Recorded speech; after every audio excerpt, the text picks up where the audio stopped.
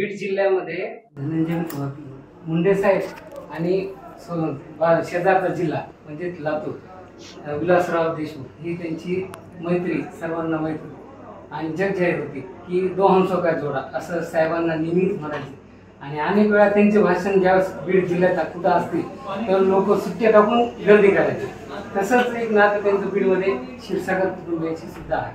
तर आता देशमुख विलासरावजी नाहीत आणि आता मुंडे साहेबांचे मित्र म्हणून जसं क्षीरसागर कुटुंब पण साहेबांच्या कनेक्टमध्ये होते. तर आज बीड जिल्ह्यातले जेवढे काही साहेबांशी कनेक्ट असणारे जे जुने माणसं आहेत त्यांचा आपल्याला कसा सहभाग या निवडणुकीसाठी लागू शकतो? मुंडे साहेबांचे मित्र होते विलासराव देशमुख.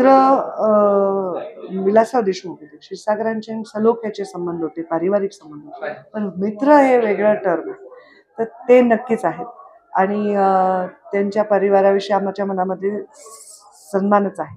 आणि आता तुमचा जो प्रश्न आहे तो मला असं वाटतं की सगळे लोक कुठे आहेत, तर जिथे जिथे त्यांच्या पक्षातल्या भूमिका जिथे आहेत तिथे आहेत. तर आम्ही योगेश क्षीरसागर आमच्यावर कामच करतायत, ते युतीमध्ये आलेलेच आहे.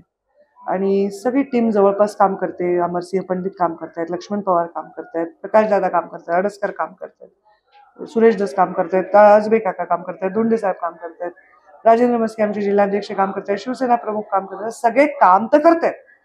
त्यामुळं मला वाटतं की मुंडे साहेबांचं आज जर जीवित असते तर त्यांचं वय 75 वर्ष असतं.